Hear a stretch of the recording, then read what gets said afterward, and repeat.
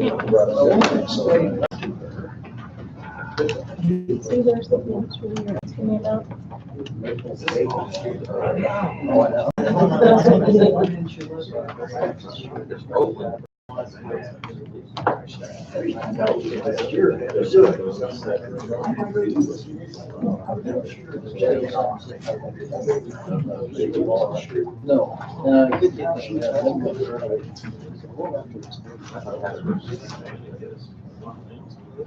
No, but yeah.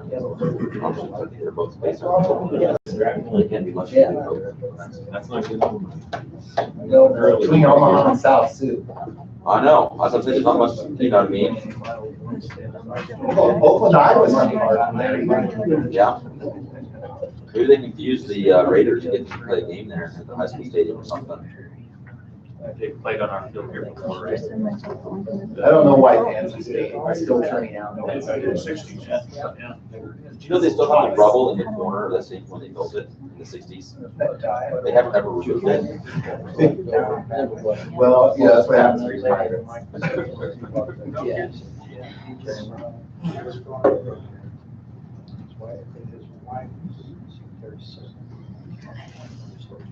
Oh, well.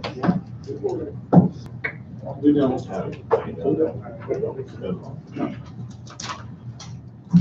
Well, good evening, everyone. It looks like it's 7:30, so we'll go ahead and call this meeting in order. We'll begin with an invocation by Pastor Doug Lee of Twin River Fellowship. Doug, if you use the comments.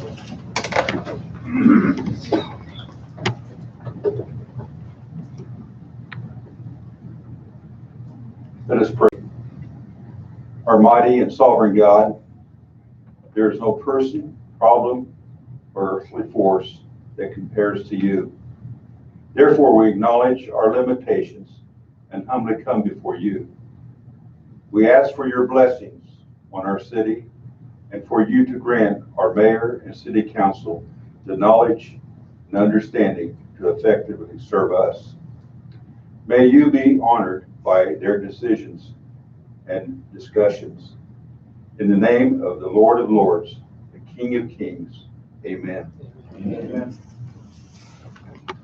Pledge allegiance to the flag of the United States of America and to the republic for which it stands, one nation, under God, indivisible, with liberty and justice for all.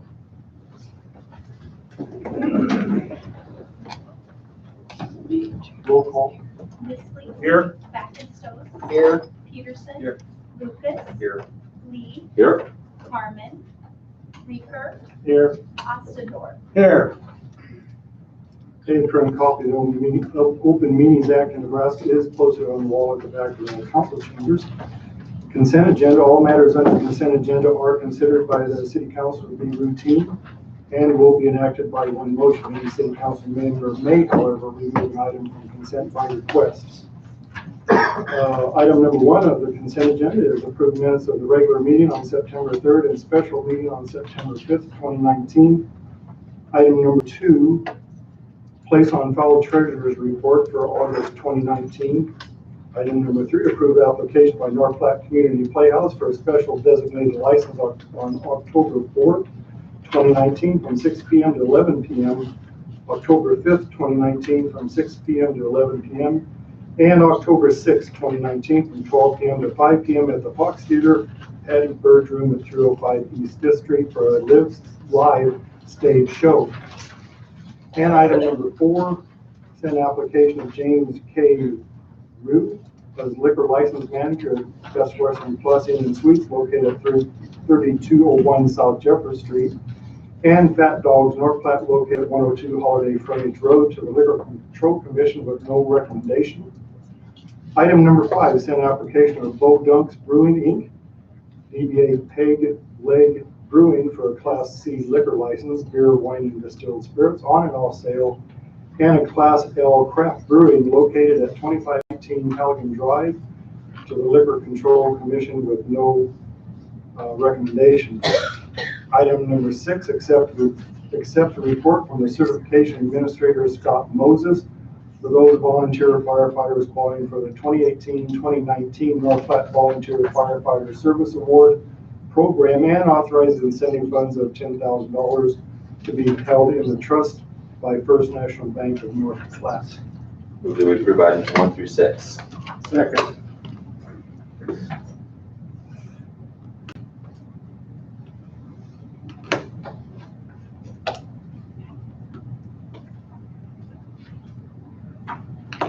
And that motion passes. Item number 7, conduct hearing and take action on appeal by Joe Gilliman relative to her received notice to repair or demolish property damaged by fire at 1419 Rodeo Road, North Platte, Nebraska.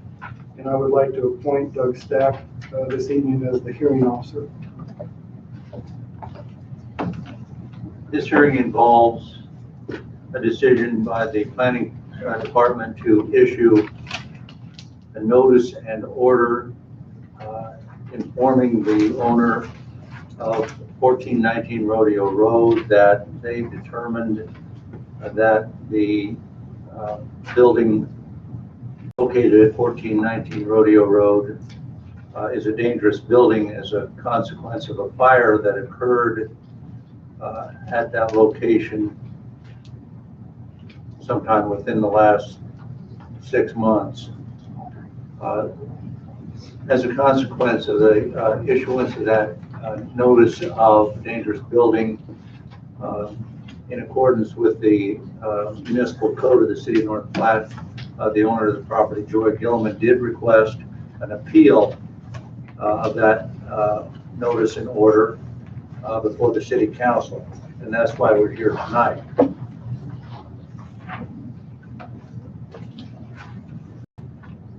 A couple of ground rules. There will be a little back and forth. The city will have an opportunity first to go forward and explain the basis for their decision to issue a notice and order to either repair or demolish the building at 1419 and 1421 Rodeo Road. The city will have an opportunity to go forward and explain that to the city council. And then Ms. Gilliman will have an opportunity after that to advise the council in whatever manner she likes. The strict rules of evidence won't apply. The appellant, Ms. Gilliman, can submit documentary evidence, photographs. She can have people testify on her behalf if she wishes. She'll have wide latitude to make her case on appeal to the city council. We'll first offer the city an opportunity to come to the podium and explain their decision. That'll be an opening statement. Ms. Gilliman will then have an opportunity, if she likes, to make an opening statement. Now, opening statements are not evidence. It's simply a statement if you want to advise the city council of what they can expect to hear from you. If anyone wishes to adduce evidence, they should first be sworn, and we will do that. And then once Ms. Gilliman has an opportunity to explain her case, if the city has anything to add to the record based upon what Ms. Gilliman has to say, they'll have an opportunity to respond. And likewise, after that, Ms. Gilliman will have an opportunity to respond to anything further that the city brings up. And we can go back and forth in that manner until we get all of the information before the city council that is appropriate.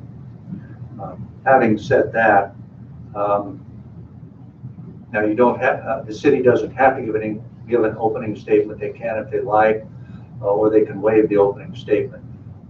Dave Pond appears on behalf of the city as the building inspector for the city of North Platte. Dave, would you approach the podium, please? And you don't, like I say, you can waive an opening if you like, or you can give a very brief presentation to advise the council of what this is about. I've got the notice. Can I hand that out at this time, Doug? Okay, why don't we wait until we ask you to present evidence, and we'll distribute that to the council. Yeah, that's fine. I'll wait to write on that. Okay, thank you. Ms. Gilman, do you want to make a statement to the council before we begin adducing evidence? I guess just that, Would you come to the podium? Would you please announce your name and your address, please? okay, so my name's Joy Gilman and I'm at 1419 Rodeo Road. Okay, now we're just asking you if you want to make a general statement to the city council to tell them why you're here and what you're asking for. Okay, I'm here because of an arson fire. I believe they designated it as arson. And I just want you guys to know that it can happen to anybody. And so I'd like more time to be able to apply to some of the finance places that might be available to me. So Okay, that's what I'm trying to. thank you. Mr. Hahn, would you now make your case to the city council? You said you had some documents you'd like marked. I do. I've got a copy of the notice and order here that we sent Joy with some photos. Can I hand those out? Would you please?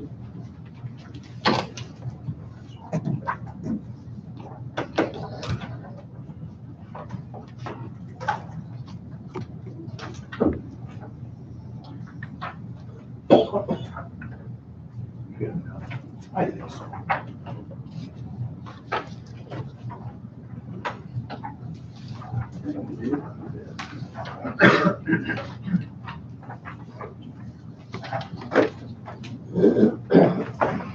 Before you begin, would you raise your right hand and be sworn, please?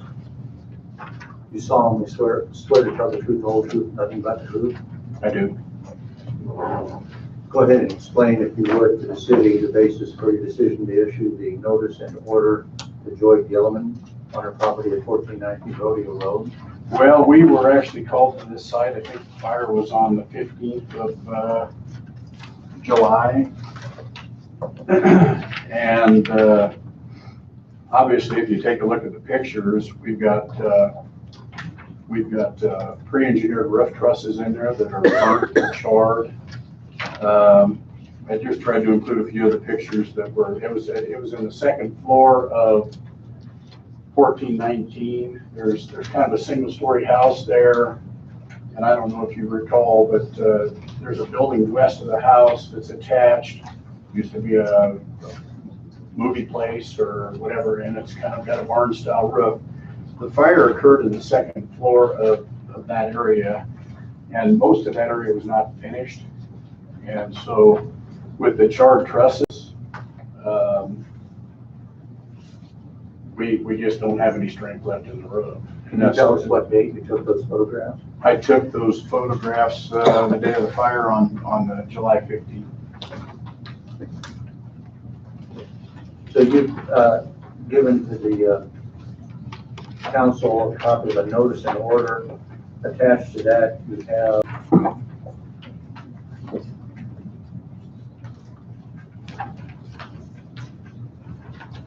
I believe 7 photographs.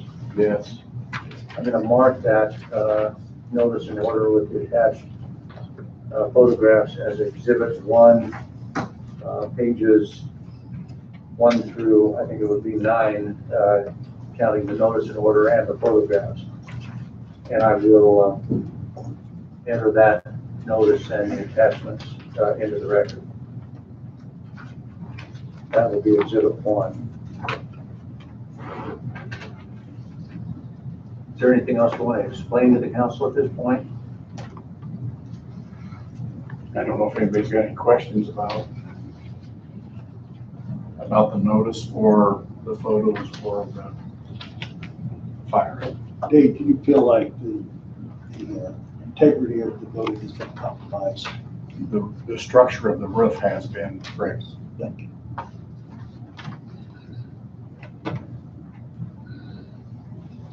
If there are no other questions, Dave, what, excuse me, what options are available besides demolishing the building? Well, if you read the notice and order, it doesn't actually say that you have to demolish. It says it's an unsafe structure. It can be repaired or it can be removed. And that's part of the notice and order. If you actually, Oh, it's on the second page, about the third paragraph, you must remedy the condition or demolish is what it says. So it doesn't say she has to tear the building down, but the integrity of the roof, live load, dead loads, weight of the roofing and that type of stuff. I mean, it's sustaining itself really pretty well right now, but if we get any kind of load, snow, saturated by rain, anything like that is gonna start to make it degrade further. So what options are available? I mean, is there a time frame that this can be corrected? I mean, and without any occupancy in the home, the opportunity for someone to be injured is limited. So are there options for Ms. Gilman to find assistance in reconstructing the roof? I think what we do with the notice and order is it gives her 30 days. Obviously, she didn't feel that was adequate time. That's why she appealed to the city council. Is there time? There's probably a little bit of time. I wouldn't want to get a lot of snow on what's there. If the roof gets snow on it and the roof fails, and there's no one in the house, then there's probably no more harm done. It's going to have to be repaired or demolished. Well, at that point, I think if the roof comes down, it's pretty much self-demolished. Okay, thank you. Sure. Do you have a figure roughly right offhand, how much it would cost her to bring that up to speed? I'm sorry, I can't hear you. I don't know if anyone else can. Do you have a figure right offhand that you would say right off that would cost her to bring this up to speed? I haven't prepared anything. I've talked with Joe. I know the building that's in question is, it's 24 by 50. And her and I've had some conversations. I think she's probably got a little more estimate. I'll let her answer that one.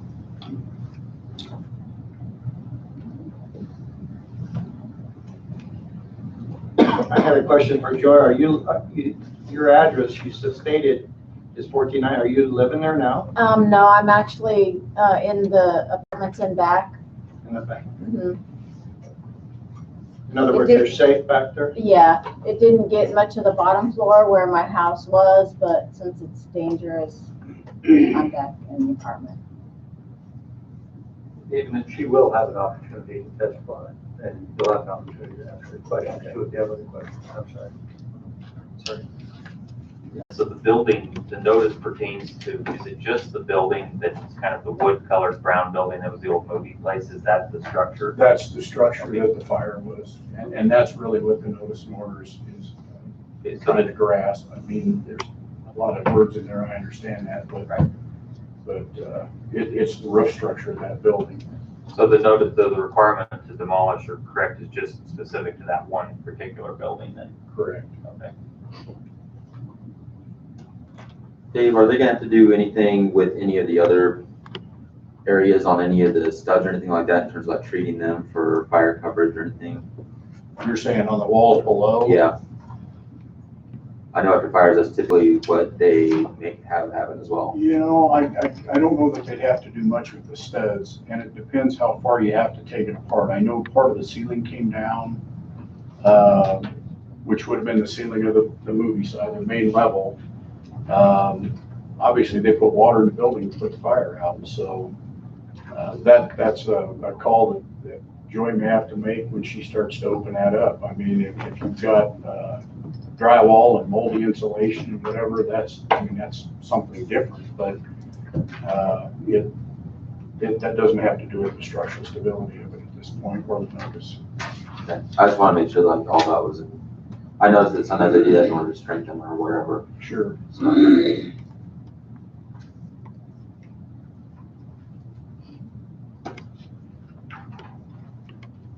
Are there any other questions from the council? Thank you. Ms. Gilman, now is your opportunity to address the council. If you'd be so kind as to raise your hand, I'll show you that. your right hand. Sure. I've done that before. Do you solemnly swear to tell the truth, whole truth, nothing but the truth? I do. Thank you. Before you begin, I want to make sure that you did receive notice of the hearing. You acknowledge that by your presence here. Right. And in order to memorialize that, I'm going to mark the notice of hearing and the return of the process server showing that you were served notice of this hearing on August 21, 2019. You remember and acknowledge that you were served this notice? I wasn't given notice to the first meeting, but I was the second. Okay, I'm going to mark that notice as exhibit number 2, and I'm going to enter it into the record, Okay. unless you have some sort of an objection. No.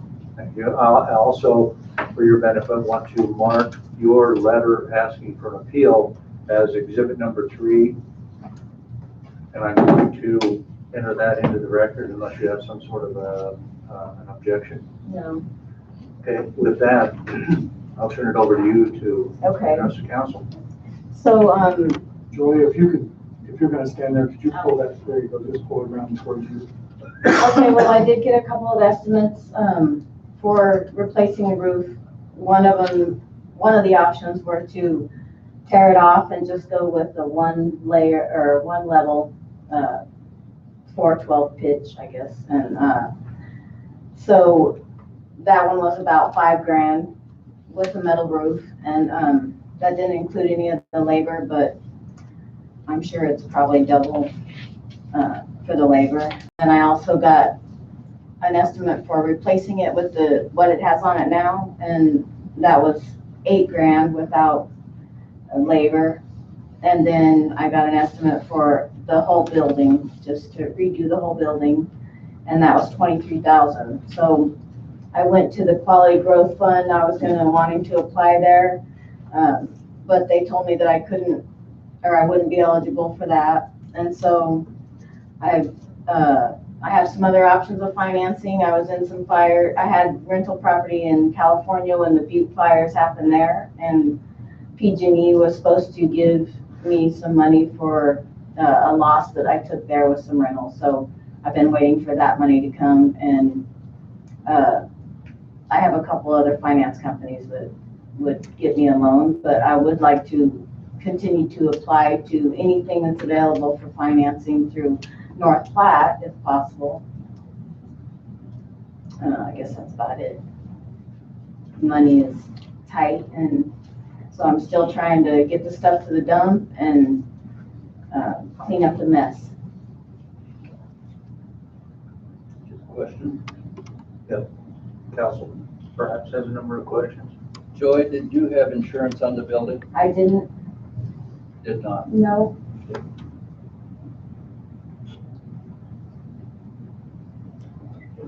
So you said you had some insurance money in from California damage? I did, How much yes. is that estimated? Well, PG&E was gonna pay $50,000 for each unit, and I had 5 there. Do you have debt against that unit that has to be paid off? No. They were paid for.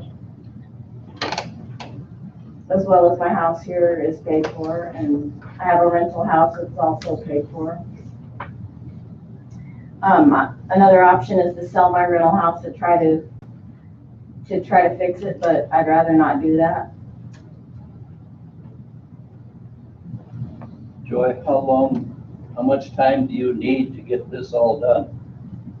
I think I probably have to try to get through winter till spring. They said they can put up a pole barn in about 6 days, but I don't know if that would be any good. If I could get financing, that's an option. Does that mean you want to replace the current structure then? I would like to replace it if, if it's a problem that bad, I would like to replace it and put something bigger there. A steel building would be nice, a regular one.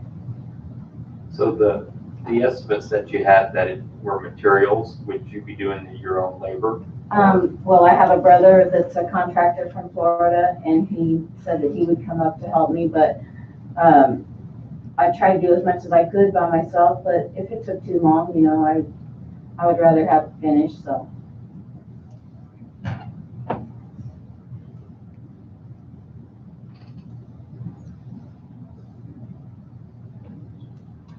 So you said you'd like to replace the structure with a different structure, if that's feasible. Mhm. Are you saying some type of a commercial building or a residential building? A commercial building. Yeah, I would like to have another business there. I've been there 35 years. I've had several things there. And so I have a couple things that I would like to pursue.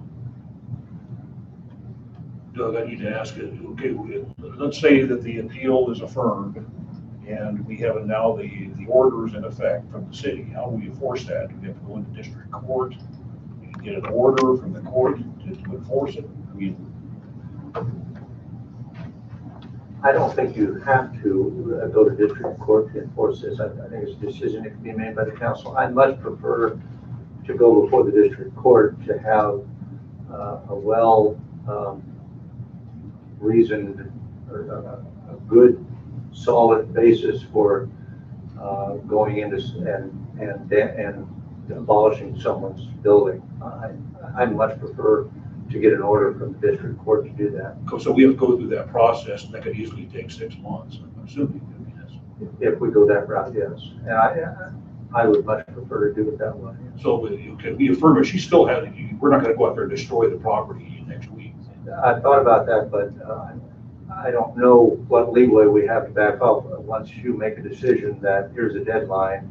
If you don't make the repairs or abolish the building by this deadline, I don't know what latitude I have to back off or what latitude the court has to back off of that decision. Maybe the city council does. But yes, that process would probably take a good 6 months. That's what I'm trying to say, and inherent in the process, she's going to get some time, no matter what we do here, isn't that correct? Yes.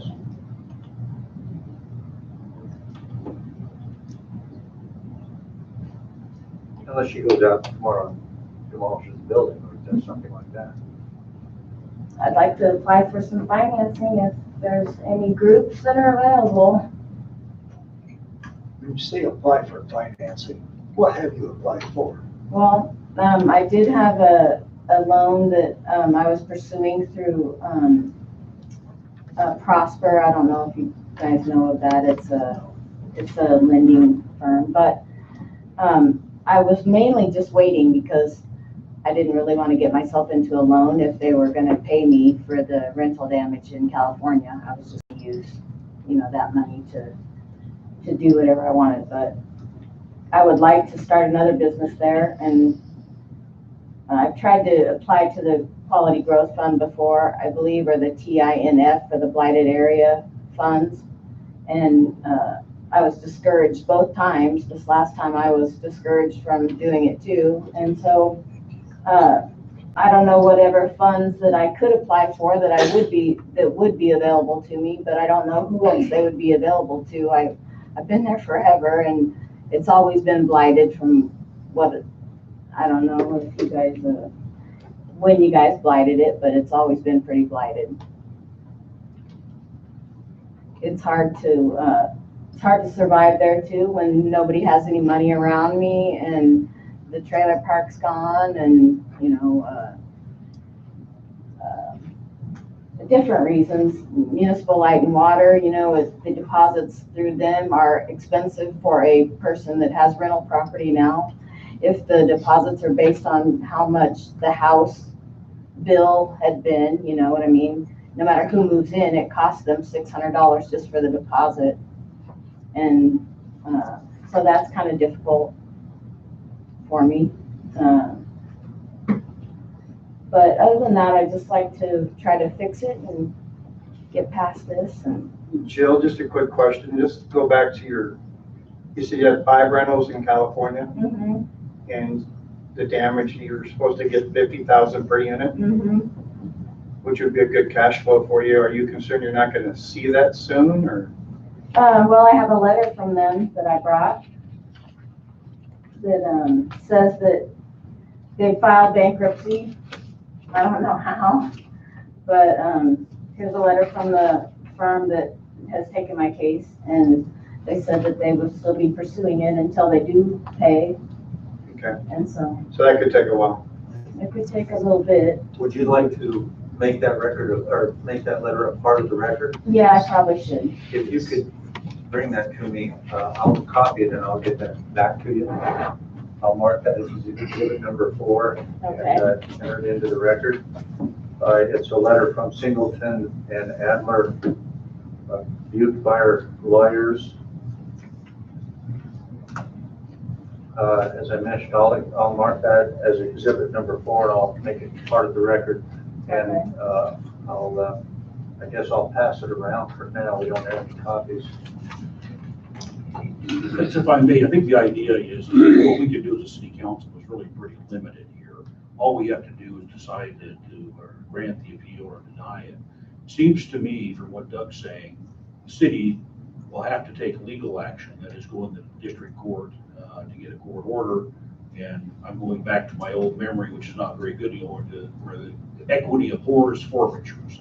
That is, I think she's going to have some rights in the district court. I don't know that we're precluding, that's all I'm trying to suggest. If she hires an attorney and goes through the process, there's built-in time on this. And if she has a legitimate right, that can be enforced in the district court, not here, right? Correct. I mean, I don't know, but that's my thought. As I understand, she's not raising any specific rights that she may have at this point. She's simply asking for additional time. Is that a Yes. fair assessment? Mhm.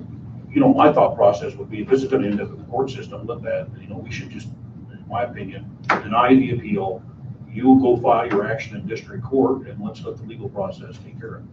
I mean, there's nothing we can really do here. I mean, unless you guys wanna be sitting on this for 6 months and it just seems like this is not the appropriate forum. I think she has legal rights in the court system and it ought to be there. That's just my thought. But just so we're clear, our code does allow for an appeal process before the council to ask for whatever relief the council can grant her.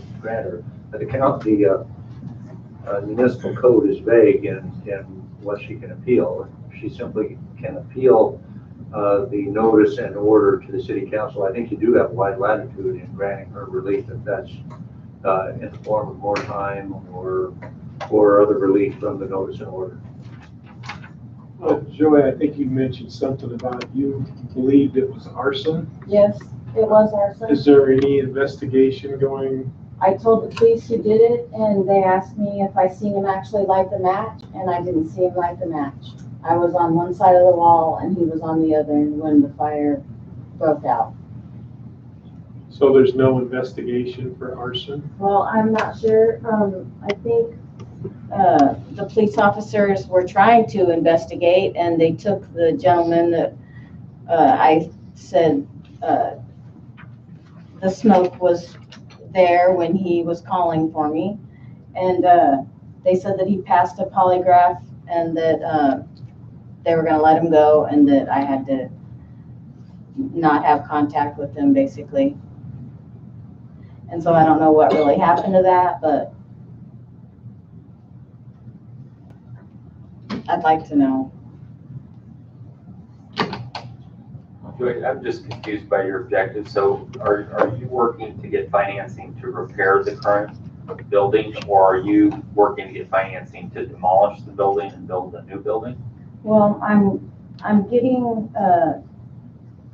financing to try to, I guess, repair what I can until spring.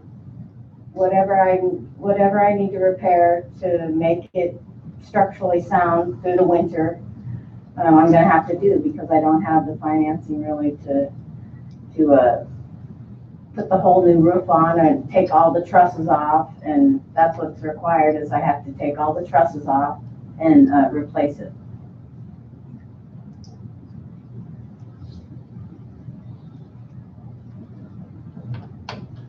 Do you have an idea how much that will cost? Yeah, it was $8,000 for the material, and so probably, I don't know, 16 or so for somebody to do it. Okay, Doug, what do you suggest we do? You want us to handle this and give her time, or, I think the council needs to make a decision. Clearly, she's asking for additional time. I think the council needs to make a decision because she's here requesting on an appeal of the decision to give her 30 days. But I think the council needs to make a decision. If we were to give her time, where's our liability if somebody walks into that building January 31st and those trusts collapse and we have a fatality because somebody was either sleeping in there, living there, or whatever? What would and we allowed this additional time for her to do it and it never happened, and somebody's staying there, for lack of a better term. And you know, I think Jim has a good point here. I think, you know, what thing we do is we either enforce ordinances or what are we gonna do? And I'm not trying to harm this woman. It seems to me what we do here, my suggestion is, and it's just a suggestion, deny the appeal, the city files a petition in the district court, and let the court system resolve it. She will have rights in the court system, and it's away from us.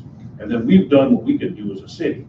I'm concerned too. I mean, you get in these situations anymore, you know, you could have kids playing, go in there and get hurt. And, you know, and there's even trespasser liability. Somebody breaks into the place and it's a nasty world out there legally. I think we need to enforce the ordinance.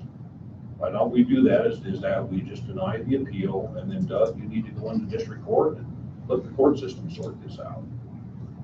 I don't think we can sit there and just say, we'll give you time. I'm not comfortable with that. But Doug, you're the attorney. If you say that's fine. I'm acting as a hearing officer. I'm not representing the city here. I'm acting as an independent hearing officer.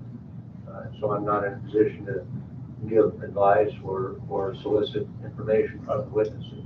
I think we have code enforcement officers. This is enforcing a code. We need to do it. I would think I would be liable, but I don't know. Yeah, I'm sure you would, ma'am. I mean, but what I'm trying to say is, I think the best way to do this legally, I think putting it into the court system gives her the time to see if she can get financing. That's just my opinion. Mm-hmm. And then we get this out of here, because I don't know how you manage this. I mean, is the mayor supposed to monitor this? You know, what I'm saying is we say, okay, we're gonna give you 30 days or 90 days or 6 months. How do we monitor this? And who's gonna go out there and make sure the property is secure? I just think we need to enforce our codes. That's all I'm saying. You're certainly welcome to make a motion to that. Well, you know, I was, you know, on that basis, I'd move. At the conclusion of the hearing. Oh, I'm sorry. I'm sorry, Doug. I didn't mean to do that. The motion. Are there any other questions? Joy, how much time realistically do you think you would need to get that building either put back in shape or demolished, one way or the other? Well, if you demolish it, I mean, it'd be out of the way really quickly, but, if it was fixed, I think a month before winter hit, or before the first snow, I think it could be redone. The trusses replaced. Which is how long? I don't know, October, usually around Halloween is when it first starts to snow. So you're talking 6 weeks? Yeah. Okay, then I'll ask Doug, if that is not taken care of in 6 weeks, then what do we do? Then the city would probably file a suit in the district court seeking a court order to demolish the building.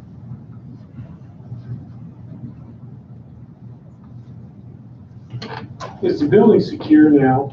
Yes, but I've left it kind of open because the insulation is a little hard to deal with up in that enclosed area. So the fire department did cut 2 holes in the roof. And I'm still trying to finish, you know, getting all the debris out and some of the insulation out of there from the walls and that still. I guess by secure, I mean, It's only accessible by me. the rest of the house is locked, in other words, Yeah. so people are gonna have a difficult time to get inside the structure. Yes. And it didn't get burnt down on the first floor really at all. So it just, it didn't even burn the upper layer on the floor area. It just burnt from, well, you can see the picture, but about 3 feet from the top. Are the taxes all paid up? No, my taxes aren't paid up.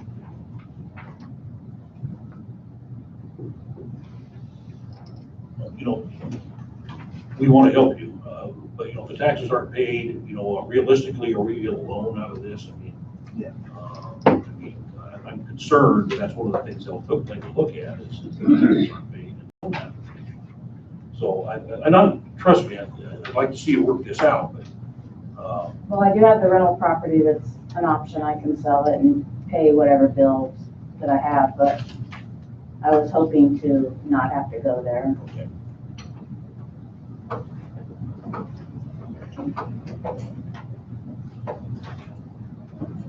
Do you have anything further? No, I think you guys covered. Are there any other questions from the council? Thank you. At this point, normally we would have some sort of closing statement. Does the city have any interest in making a closing statement? No. And I realize you just spoke to the council, but if you have any final comments that you want to make, you're free to do so. Okay. Well, the investigation would be kind of significant if there was any monetary value put to the person who did it, you know, where they could pay restitution at all or anything like that, but I haven't really heard what is going on with the investigation. So they didn't arrest him, and so I'm assuming nothing really, but I can't, you know, I don't know. Okay. Thank you very much. If there's nothing further than this hearing, and before I close it, I'll again remind you that we've marked exhibits 1 through 4 inclusive, and those will become a part of the record. With that, this hearing is concluded, and I'll turn it back over to the mayor to entertain any motions. Thank you, Doug. I would make a motion that we deny the appeal because the matter in question is whether this is a dangerous structure. It appears to me there's enough evidence to satisfy that. You know, that we've done our job. Now, how we'll leave to the mayor and to Doug Stack where we go from here, but I think we ought to deny the appeal and let the process go forward. Second. I'll second it. I think there was Oh, I'm sorry, I didn't hear you. We're voting on it now. Deny this.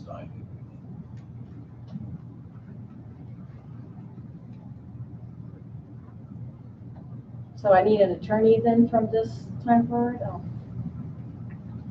That motion passes 5-2. Yes, you'll need to come visit with me, and I'll explain the process to you. Okay. Thank you, Troy. All right, item number 8. Consider and take action on the recommendation by the City of North Platte Planning Commission on an application by Justin Warner for a conditional use permit to allow wholesale nursery and greenhouse with accessory retail in the A1 Transitional Agricultural District located at 2000 West Eugene Avenue on property described as Lot 1, Miles Administrative Subdivision, North Platte, Lincoln County, Nebraska. I would move that we find the request for a conditional use permit to a wholesale nursery and greenhouse with accessory retail located at 2000 West Eugene meets the minimum standards stated in the North Platte Code of Ordinances, section 156322, and approve and grant the conditional use permit requested with the conditions that all elements of the application are complied with, and the conditions that 1, a site plan and building plans drawn by a professional architect, surveyor, and/or engineer must be submitted and approved prior to the start of the construction. 2, a stormwater management plan must be submitted prior to the construction. 3, an annual review of the project will be conducted until the project is complete. 4, a brick/block fence will be constructed along the east, west, and south side of the property to screen the project from neighboring properties. 5, a truck turnaround will be constructed on site. 6, ingress and egress from the property will be needed or will need to be approved through the Lincoln County Department of Roads. based on the following factual findings. One, the use shall conform to all applicable ordinances, laws, and regulations of any governmental jurisdiction. Two, the use shall have adequate water, sewer, and drainage facilities. Three, ingress and egress shall be designated as to minimize traffic congestion in the public streets. Four, the use shall in all other respects conform to the applicable regulations of the district in which it is located. Five, the use shall be in harmony with the character of the area and the most appropriate use of the land. I'll second the motion. I'd like to visit that a little bit though. As I went back, as I went back through this, I'm probably a little confused by how this annual review process will work and all that. I wonder if it's okay to maybe ask either you, Jim, or Judy some questions about that. Sure. If I remember what Andrew read correctly there, he said until the project is completed. So really at that point, it would be Dave and Norm's job to go out there and make inspections on it until such time as a certificate of occupancy was permitted on that site.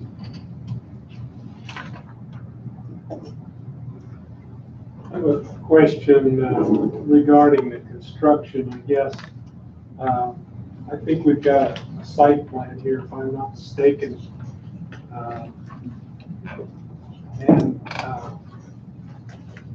In these requirements here, it says that Justin, I think, has to prepare a stormwater pollution prevention plan. But I believe, correct me if I'm wrong, that if he doesn't open up greater than an acre of land, he does not have to complete that plan. So we probably need to know how much of this facility is going to be developed immediately and what the long-term plan is for the site. I'm not sure that he's going to do all of this construction right now. So it seems to me like this may be more of a phased project where as business continues to improve and the business grows, which will free up additional funding, that he would be in a position then to add a greenhouse or some type of a retail space, at which time obviously he's going to have to get a building permit and then the appropriate inspections would have to be done. So I guess from what I'm looking here on this drawing, and I'm not sure that I understand it totally, but it appears to me that this is going to be done in phases. Correct. Is it appropriate to ask this gentleman these questions? Mr. Warner, if you'd please explain. Justin Warner, 2000 West Eugene. Okay, so are you planning on doing all of it? If we give you the permission to do this, are you wanting to do this entire project right now? I wouldn't have the financing right available, but I would start with the building and then, like you say, do a greenhouse there, a greenhouse there.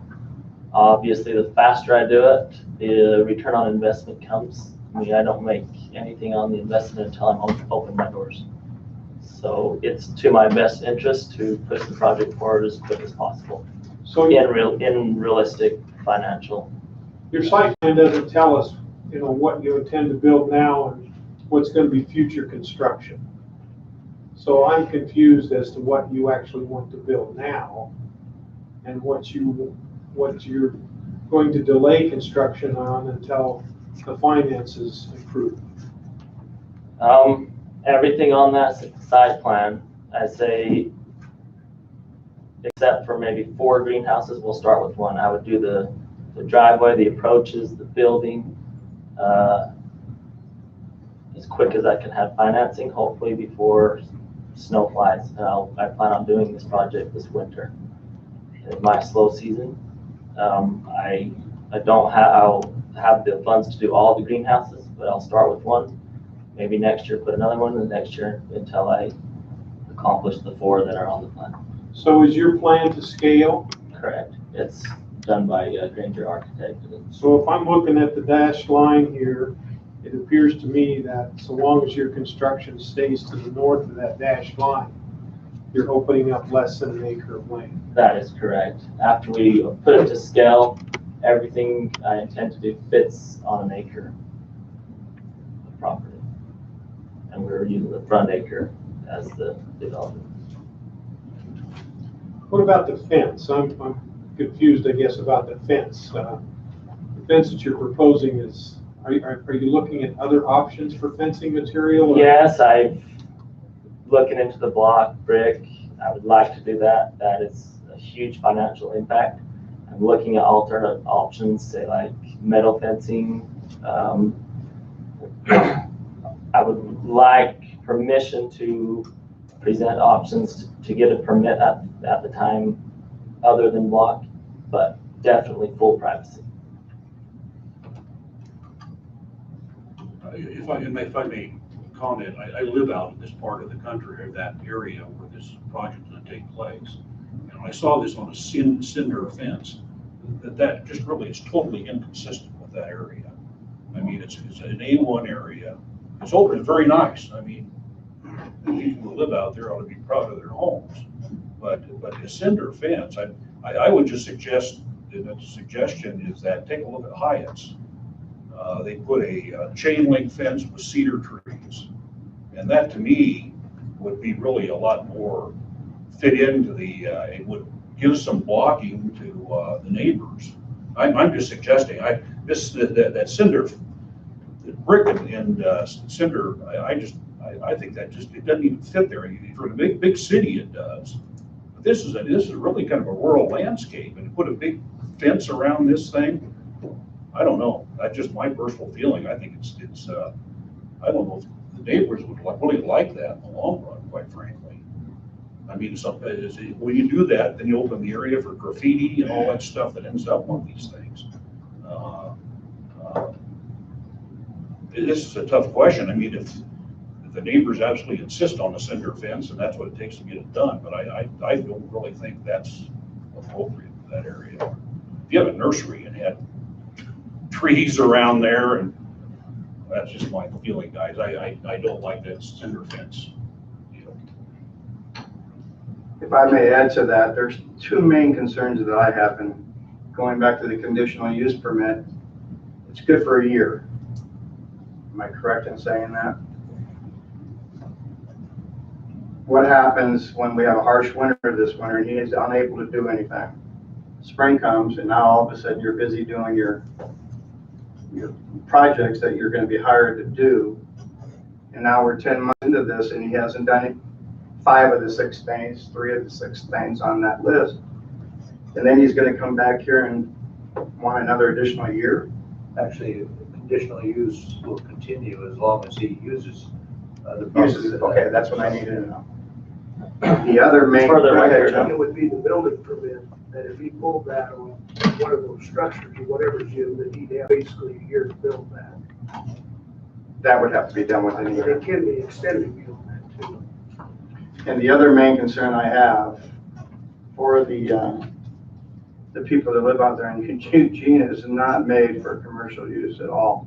It's absolutely, I went out and spent some time over there the other day, and the traffic going down there, I'm not shocked to see 50 footers using that road, number one, but it's only 14 feet wide. And I'm looking at this beautiful plan here of what it could look like. And I'm like, wow, how much traffic would now be going down Eugene to go to this greenery? That's my big concern. And the second part of it, and you got a lot of cleaning up to do over there. It's to be frankly, it's pretty messy, trash and all that stuff over there. And if I was a neighbor, I'd be upset about that. But Eugene is the number one thing that I'm concerned about. The traffic that's going to increase down there if your plans come out to nutrition and it works out great. That could be dangerous. You know, the other thing, and I'm serious about this, where do you have your home? Where do you live? 9269 South Sierra. And is that out there by the lake? Correct. That's a real nice area. Correct. I'm just going to ask you, would you want to have your neighboring property look the way that this thing looks right now? Would you want that next to your house? I'm serious about this. I intend on improving it. I need employees to help. I have a No, real hard time. I'm just saying is right now that this property is not in good shape, and I can see why the neighbors are upset.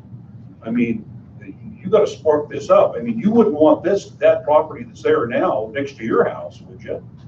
You know how these people feel. But Jim, he's not in an agricultural zone in this area. I mean, with all due respect. Well, I'm just saying is, but you have to understand, it's just that he's a homeowner, whether it's zoned or not, right? The question is would you want, I'm just telling you, is you need to spruce up that property, clean it up, mow the weeds, and make it presentable. I mean, just a good husbandry on the land, because I think you're kind of, and don't get me wrong, you're running a business, I want you to keep doing that, but I think you're using this more as kind of a trash thing, because I've been out there next to it and been shown what it looks like. And you're not using good husbandry. And I'm just saying is, I think we would, if this is granted, we'd expect that you take care of that property. I'm serious about that. I don't want to be, blocks laying around it, or at least put it in a manner that it's not, interfering with the neighbors. You'll agree with that. Okay, all right, thank you. I have complied with one of the recommendations as far as having an architect draw up the site plan, and I've already done that and presented it. Whether it gets faster or not, I've complied. You have any preliminary cost of what this would cost you? They did the whole project. $250,000.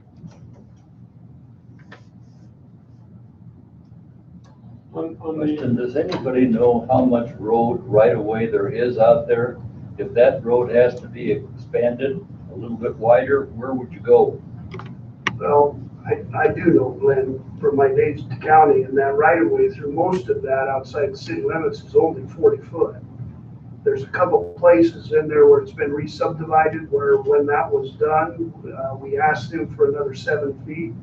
But that's just on a few places through there. The majority of it is 40 feet. I'd hate to see them build up a nice place out there, and then all of a sudden somebody comes in, we're gonna condemn 10 feet off the front of you. That would not be real good. I would just remind you that that is still a county road, though, not a city street.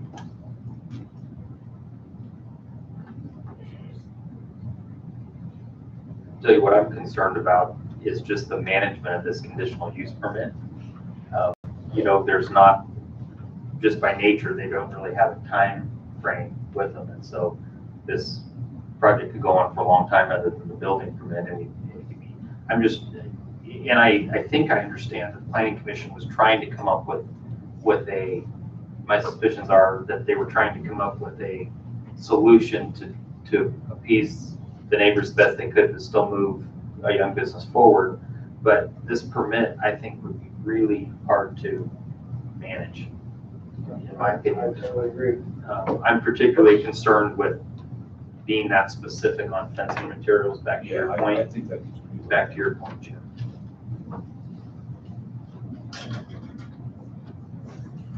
Just on your drawing here that you have, you show estimated Your mic's not on. 2 to 3 trucks per year. Mike, there you go. I was holding down the button and I had to turn it over, so. On your site plan here, you show estimated 2 to 3 trucks per year. That's where I'm currently at. Hopefully I would grow from there, but I would say to top things up, if I doubled, it would be 6. But that would be in far reach. So that would just be materials that would be being brought into your site, and then you would either be delivering them from that site to your customer, or you would have potentially some retail customers coming in and purchasing items and taking them out with their own vehicle. That's correct. So, from what I hear you saying, the most that you expect to have coming into this facility, even after the business grows, maybe 10 trucks a year. That would be a lot of trucks. Correct. Yeah. 10 semis. 10 semis a year would be. And so that's going to go out of there and pick up trucks, and maybe possibly with your business, a 5th wheel trailer. So the semi trucks are going to be minimal. Correct.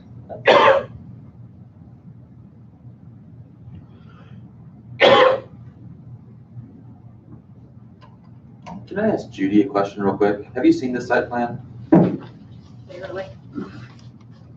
I just have a question on it, or Dave, or whoever. You guys need to Look at consult. one. I just saw it like at 4 o'clock. Okay. So I'm looking at this northeast corner here where it says showroom, two-story residence shop, stuff like that, and the way that it looks like it's, I mean, is that congruent? To me, that doesn't, it looks like it's supposed to be one structure, but yet used for multiple purposes. Would that be congruent with the It looks like agricultural? it's all put together. You can have a residence in an agricultural area. Yes. Even when they're wanting, You can do multi. when they're wanting to use business basically on the property, and then they can also just pop a house down in there too? Okay, It's an allowed use. that was my question. I think what's difficult about this request is I can understand why, I appreciate Mr. Cook's concerns, but we also have a gentleman who bought a property in A1 zoning, and when you read A1 zoning, wholesale nursery operation is specifically listed as a conditional use permit. I mean, it's not like this is a concept that's outside of what's predetermined in that zoning. As much as anything, I think that we get back to the problem we have just with general zoning in that area. But I think it's important that we remember we did have a gentleman here who purchased a lot with something that's specifically designated as a conditional use option in this particular zoning. And if you go to the south of this property, you have commercial type buildings and to the west as well.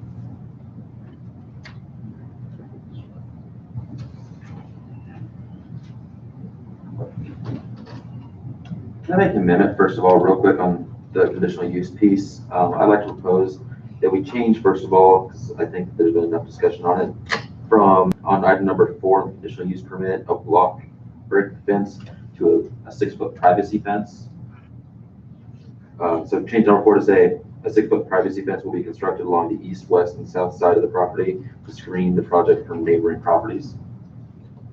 Are you making a motion to amend? Yes. Your motion? And your motion is in, On item number 4, to move it, to strike the words brick block and say 6-foot privacy.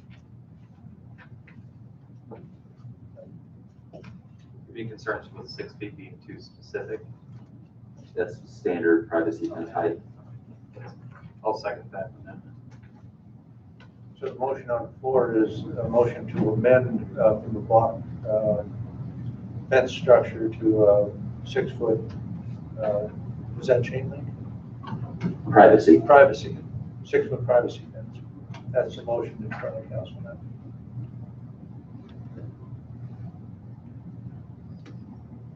All we're voting on is just the amendment, correct? Correct. Does that mean in a privacy fence then that you can see through it? Privacy is typically listed as that it screens you from being able to see into a property, hence the privacy portion, which is congruent with what we've done with other projects in the past, such as when we had a project on Willow and whatever street that is, 4th. Privacy fence was the word used.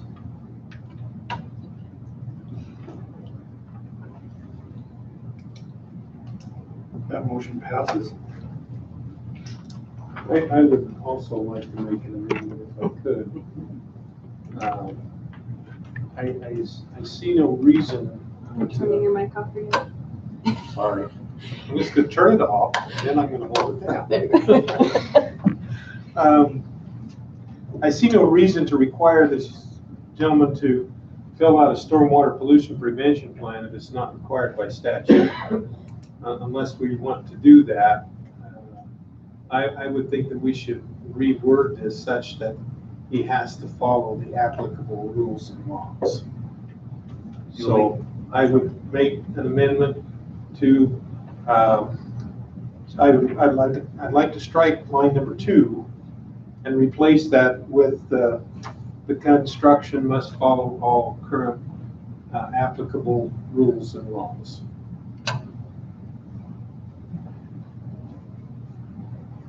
Doesn't that really go without saying? It would seem to me it does, Doug. So maybe it's being redundant. Maybe we just strike line number 2 and seemed like there was another place where that may have been addressed, actually. Actually, number 1, conform to all applicable laws, ordinances, laws, regulations. So I would make a motion, we strike line number 2 from the recommendations from the Planning Commission. That being a stormwater management plan must be submitted prior to construction. That's correct. That's correct. So there's a motion on the table. And Ed, you're saying it's because it's less than an acre, and they don't have to have it? That's correct, Jim. As long as they don't open greater than an acre by the Clean Water Act, they do not have to file a stormwater pollution prevention plan. Is there room for growth there that he could go over an acre? Point of order, don't we need a second in order to discuss it? You should, yes. There hasn't been a second yet.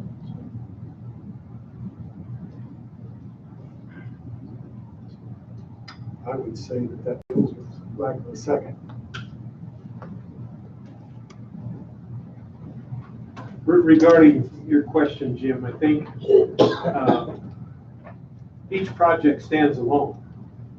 So if the first project is less than an acre and doesn't require a stormwater pollution prevention plan, then he would not have to fill it out.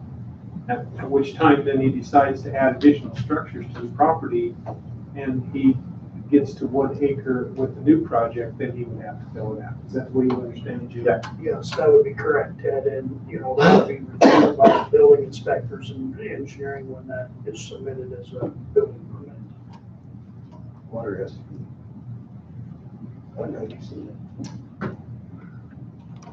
If he opens up greater than an acre of land, he has to file a stormwater pollution prevention plan to be in compliance with the Clean Water Act. That may be what the stormwater management plan says, but perhaps the planning commission is saying, in spite of what the storm management requirement is, we want him to have a stormwater management plan. And I understand that, Doug, but I respectfully believe that it's not necessary, so that's why I made the motion to remove that from the language. So, go ahead. Okay, I was just gonna say, one of the reasons that I guess I felt that it should be kept in is just because from the testimony we had 2 weeks ago, from people, is that there was a problem with the standing water out there. There was problems with, there's concerns, even going out there and looking at with the houses being raised due to other issues, and that not necessarily being the case now, you're looking at a lot of potential for water to be there. So a stormwater management plan should help protect them from, standing water issues out there, or I guess other major water issues that they could arise. So I think it's important for them and the neighbors to have that. As we saw, if we had severe rains, it had a lot of water on that land. So, we need to make sure that we're accounting for that. And I think that's fair to the neighbors who live right there next to them. If you remember, what happened here is the owner removed the topsoil.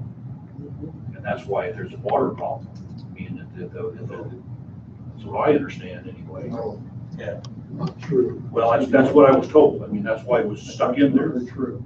Okay, well, we can't get into that argument, but that's why I think that they put it in there. Okay. Jim Hawks. I believe the stormwater pollution prevention plan addresses water exiting the site. It isn't so concerned about water that's standing on the site. So if there's water standing on the site, the stormwater pollution prevention plan's primary goal is to prevent silt and other material from entering the waterways of the country. Right, and also to retime the water so that it will not exit the property any faster than it did in a pre-construction state.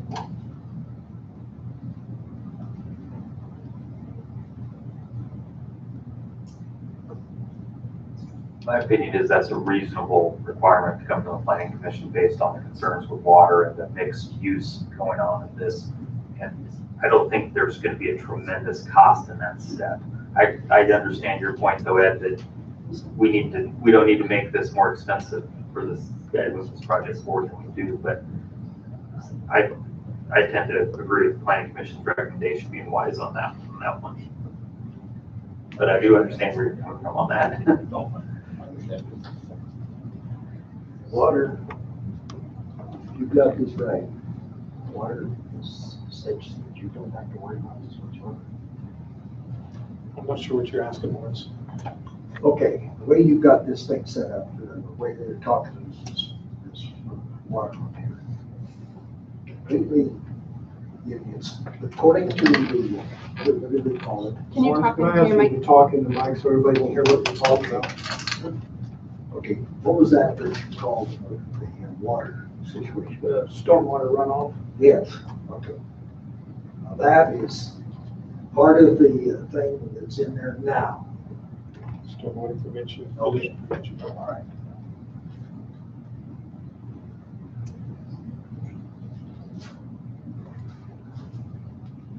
Any other discussion? Can I ask a question? How's everybody feel about the annual review of this project piece? We haven't, I mean, we discussed it just a little bit. Personally, are we gonna, how do I want to say this? My concern earlier was the fact that if we have these, how much is gonna be done in the first year? How much are we gonna allow not to be done?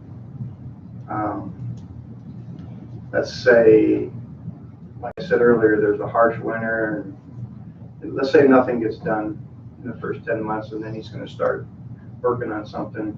What's gonna be our stance in 12 months? I mean, typically, if they don't comply with it at the end of that 1 year, then it just goes away. They lose their conditional use. I mean, Are we asking too much for you folks to be monitoring all these things on all these different, that's not asking too much? I don't believe so. Can anybody speak, or We'll let these folks talk first. How's it normally handled now, Jim? Is this ordinarily the way it's handled? Not typically, but again, when he applies for his building permit, you know, Dave and the engineering staff and whatever will be monitoring that project all the way through. So as he adds buildings or whatever, that would just extend the time period that they would be out there involved with him. So normally, until he decides to begin construction, there would be no routine inspection of the property. Well, no, what I'm saying is that typically isn't a requirement on the conditional use permit.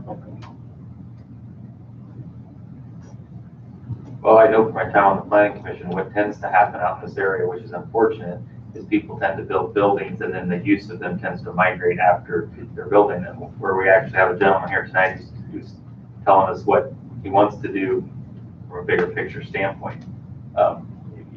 You know, like there's a building literally under construction right now directly south of this property. Is that right? I think. Yeah, Lonnie Parsons.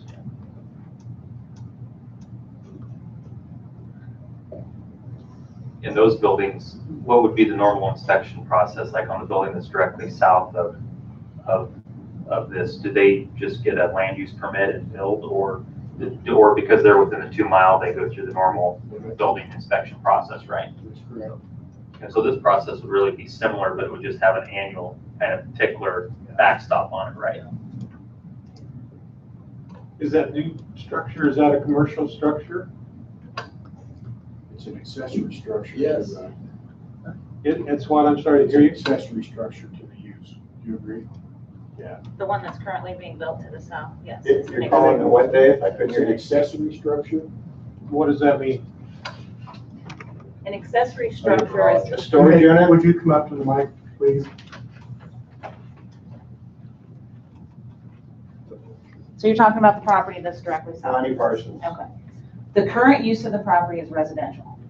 So this is an accessory structure to that use, so it's a residential structure. That's what he pulled the permit That for. big building with the Correct. garage That is door? what, that is what he garage. pulled, it's basically a It's a garage. storage unit. The storage equipment. For- probably. It's a residential structure. He can store vehicles in there, he can store his RV. I think that was a plan at one point, was to store his They RV. just call it So residential. it's a residential accessory structure.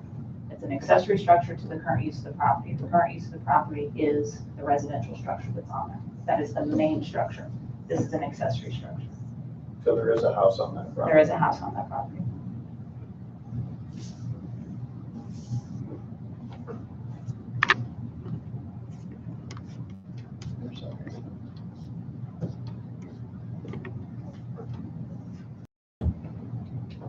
Time to call the question. This gentleman in the green shirt wanted to say something. You're welcome to come up if you like. My name is Jim Thompson. I live at 502 Prairie Road. I have the adjoining property to the west of. It's just, well, you brought up the Lonnie Parson thing. Okay. Yes, he has a house there. That house, you put 5 times in that building. There's only one reason he built it there, but let's move on to what we really come up here for. Today, it actually happened to me. I drove by Eugene, I'm coming from town. I just wanted to see how they was coming along with their project, getting that cleaned up. And I came on down and to Buffalo Drive there. And a semi truck was coming down the hill, grain truck. Anyway, he turned, and just luckily I had about 5 car links that could turn over like this, or he would have run over the top of my truck. It's not for trucks. And all the people on Eugene have written letters saying they do not want that road enlarged. It's because of the traffic. And I can understand it. They do have policemen out there watching it, the deputies, but they can't be there all the time, and they just go by crazy like.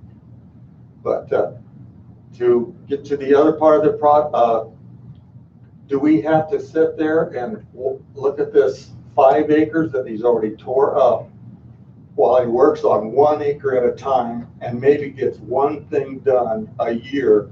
We got 4 or 5 years to wait till he gets them all done. Looking at this mess that's there, I mean, it's a mess. I grant you, behind my barn, I got an old 58 Chevy. I restore cars. And I got tractors, and I got mowers. I used to hay all that area years ago. I gave up because my wife would help me. But anyway. No, but it's agriculture. It's like the people here that built the nice homes. I mean, they're beautiful homes. I've got a nice little 3-bedroom house, and it's tucked away in a bunch of trees. I got a pond there, and my father-in-law, he built there. We used to raise Canadian geese because of the pond, and I just don't understand why all these businesses want to come in, and that's what they are. If they're saying they're putting up this big garage to put his camper in, his pickup, and then they have this little dinky house that should have been tore down when they sold the property, but that's neither here nor there. It's just the idea that we need to focus this thing about how long he has to put this fence up, but right now he has 5 acres tore up. So therefore, he's already messed up because he's saying 1 acre at a time. That's just, so. Thank you. Yes. I don't want to turn this into a public hearing, so if you'd like to come up for a couple of minutes, you're certainly welcome to do so, but I don't want you to take in 20 minutes. I won't. My name is Michael Cook. I live at 1906 West Eugene. I have provided the council with a summary of the relevant facts concerning Mr. Warner's request for a conditional use permit for the property located at 2000 West Eugene Avenue. My original intent was to read those comments at this evening's meeting. However, I decided that instead I should make comment as to the validity of utilizing the use of a conditional use permit in this circumstance. State of Nebraska law gives counties authority to establish regulations applicable to the zoning of properties within the counties. In many circumstances, the counties give limited authority to municipalities within the county to establish districts and the activities allowed within those districts. In developing these districts, a municipality may include special uses that are deemed appropriate within the district. However, once the special uses are included within the zoning codes, they are the only conditional uses that may be granted unless the zoning code is modified by the municipality by use of public hearings to include the new special use. The key here is that the zoning code as written must be changed by due process. The municipality must include the owners of all the properties within the applicable district, providing them the opportunity for comment during a public hearing prior to this council voting to approve a change to the applicable zoning code. If the local zoning authority grants a special use permit that exceeds the discretion allowed to it by the current zoning code as written, then an incident of spot zoning may arise. Such discretion then may be attacked as what is termed ultra vires, and the special use permit overturned as an unconstitutional violation of equal protection. Therefore, unless the A1 zoning code is changed by due process to revise the list of items allowed by a conditional use permit for the district, the council cannot allow the use of the parcel for a usage not listed within the current code. Mr. Warner currently lists the 2000 West Eugene Avenue address on Facebook as the business location for Creative Landscaping of Nebraska, LLC. This is a business not allowed under the current A1 Traditional Agricultural District zoning code. And in conclusion, while you can allow a conditional use for the retail nursery as requested by Mr. Warner, his intended use of the parcel for his landscaping business is currently prohibited in the A1 Transitional Agricultural District. This prohibition must be included in the restriction imposed by the council if it elects to approve the conditional use permit for a retail nursery, and the council must instruct Mr. Warner that violation of this prohibition would void the conditional use permit. Thank you for your time. Thank you, sir.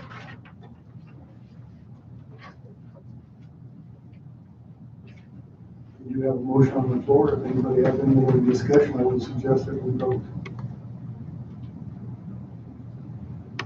Any other comments?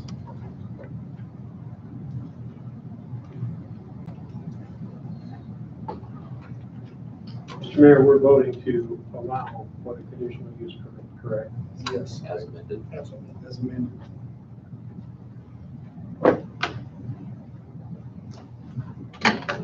I'm thinking, I'm sorry.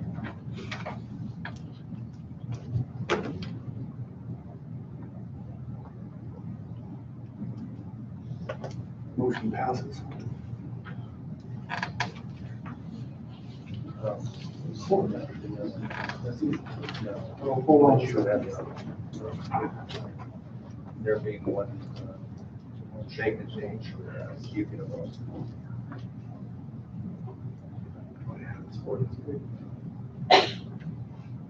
I don't know if it says may or shall.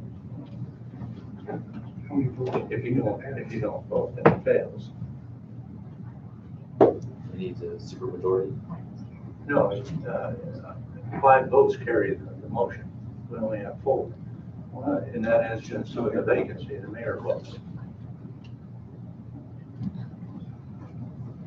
I'll say yes.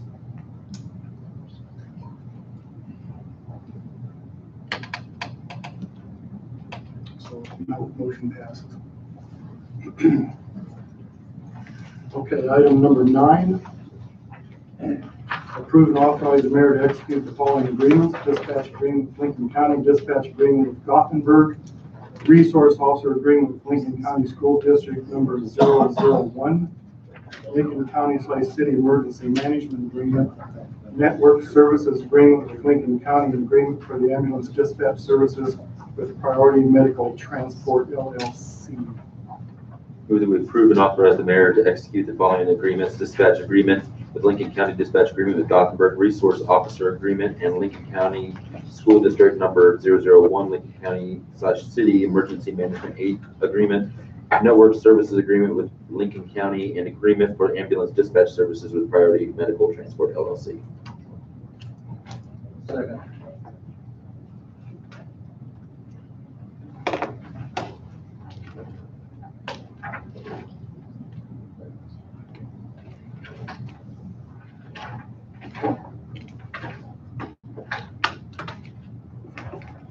And that motion passes. Item number 10, adopt resolution setting user fees for fiscal year 2019 and 2020. Move that we adopt resolution setting user fees for fiscal year 2019-2020. I'd like to talk about a potential, just one very small amendment to this. I was contacted, I'm trying to, let me find the page real quick, but I'm looking under parks at the portable van shelf rental.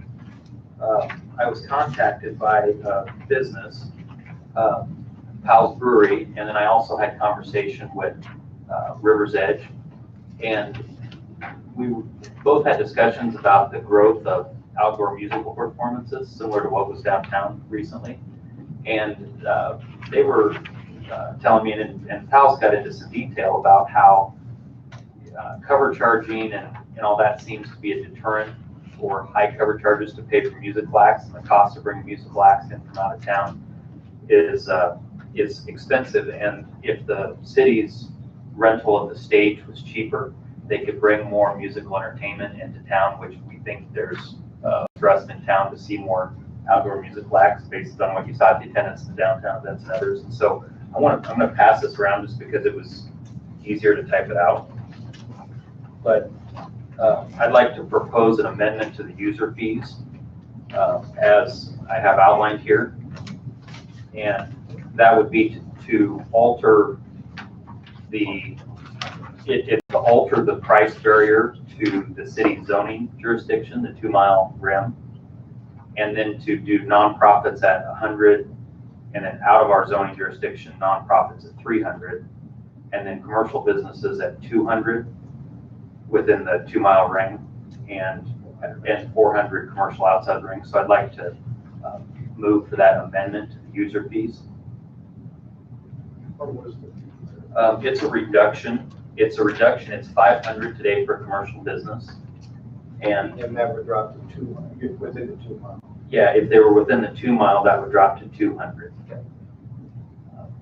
And I'd sure like to give Jim an opportunity if he has any concerns about this employee's time or hassle with this. If you have any concerns at all, Jim.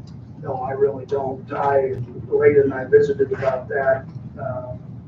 You know, and the reason it was set the way it was is we were just trying to recover our costs when we had to take it out so far. But I certainly understand where you're coming from on trying to bring more events in and using them more. Okay, so this has to do with the portable van shell. Yeah, the portable van shell. I guess the question is, I mean, you're not saying that they have an event like at Cody Park and they're trying to sell alcohol.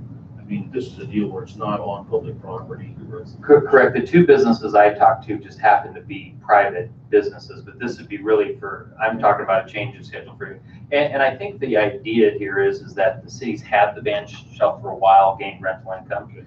And what I've been told by the commercial businesses is that $500 to have an outdoor musical act is just a really expensive cost to add to what they have to generate. And so my thought is we lower the fees and it makes it more financially feasible for more outdoor musical or whatever type of celebrations or whatever people have. Okay. And then hopefully we generate more sales tax revenue as a result of that. So they keep the van shell out the valves and something. Okay. Yeah.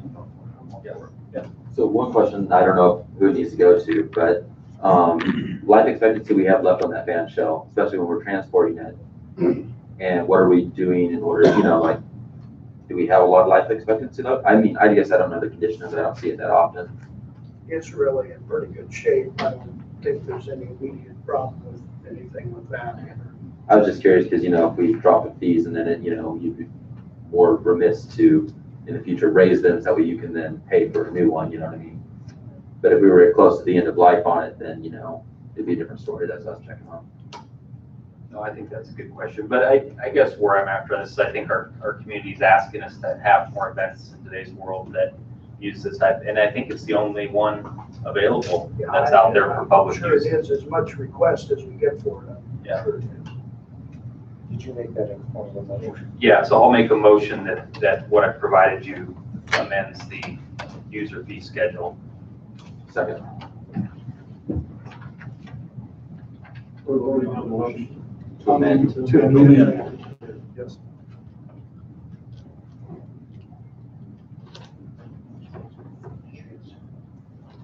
Yes.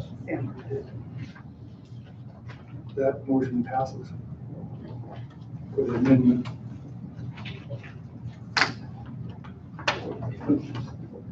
Now back to the main motion. I just have one question, Jim. Part of these are that, and I haven't found here, on underneath other, on the, there's certain fees that are removed. It's under other, it'd be on page 4. And, saying is the city have another process, we're no longer doing it, or what's the, it had to do with, building moving application.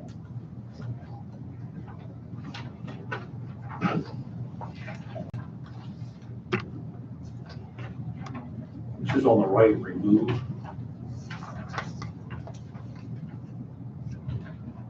Are we at the right place? Right, yeah.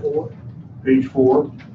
On the, building move application with It says permit. under other. It says on the right there, remove. Are we taking out those fees? Yeah, you're telling us off the spot. Well, I think the idea there is that some of these buildings get moved out. We're really more willing to work with them. Okay. Okay, that's how I just wanted to know.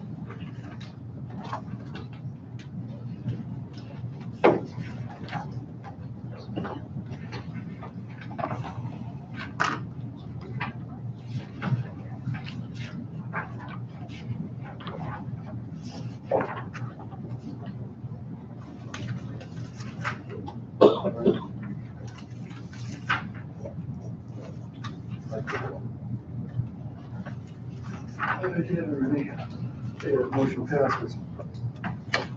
Item number 11, action on ordinance number 4015, salaries for fiscal year 2019 and 2020. Yes, please.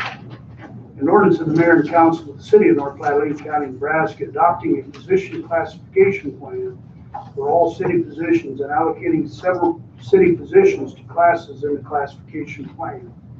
Repealing ordinance number 4001 and other ordinances or parts of ordinances in conflict herewith, providing for the effective date of publication thereof in pamphlet form. Move that we waive the pre-required readings on ordinance number 4015. Second.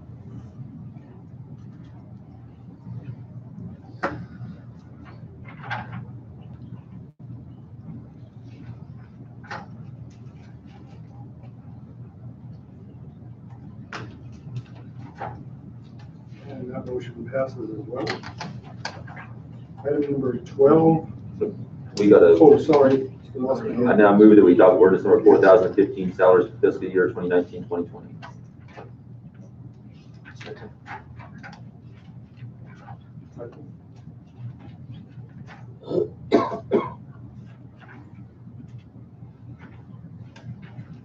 I hit it twice. Staying here. That's Chicago. And that motion passes. All right, item number 12, adopt resolution approving claims and authorize the issuance of warrant to Midland Contracting Inc. in the amount of $401,295.71. A warrant to Cement Products Inc. in the amount of $103,608.75. A warrant to Myers Construction Inc. in the amount of $123,722.72. And a warrant to Paulson Inc. in the amount of $103,379.60 to pay approved claims and referring to and incorporating the terms and conditions of ordinance number 3874 relating to warrant financing passed and approved on May 21st, 2013. Move to adopt a resolution approving claims and authorizing the issuance of warrants of a warrant Midlands Construction Inc. in the amount of $401,295.71. A warrant to Smith Products Inc. in the amount of $103,608.75. A warrant to Myers Construction Inc. in the amount of $123,722.72. And a warrant to Paulson Inc. in the amount of $103,379.60 to pay approved claims and refer to and incorporating terms and conditions of ordinance number 3874 related to warrant financing has approved on May 21st, 2013. I have a question regarding this actually. Yeah, I'll second, go ahead. What is the status of that street there south of Iron Horse Park? Seems like that's been under construction for a considerably long time, and I wondered if there's any liquidated damages assessed, or what's the status of that project? After we had talked about it earlier, Ed, there, I checked with the engineering department, and they have until the end of October to finish that project. Thank you.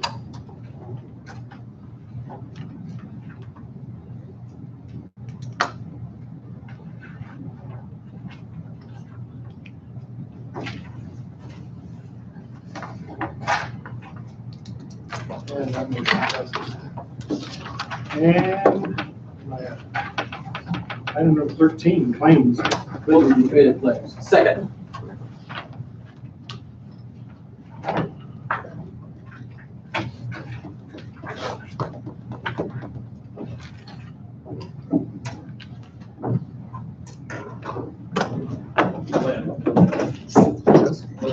On the informational item.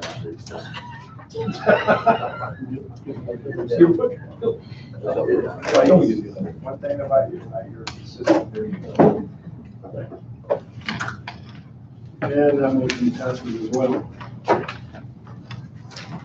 So I just wanted to say one quick thing. The Library Foundation is doing their cemetery tours this weekend, Friday night and Saturday at the Lincoln County Historic Museum. They use to help fundraise to pay for projects. And I encourage you all to come out and take a look. Oh, yes. Before you run off, don't forget our next meeting, our next council meeting will be at 5:30. We'll send out reminders. Make a motion to remind you I will be out of town. Will not be here. So don't forget. Second. Thank you all.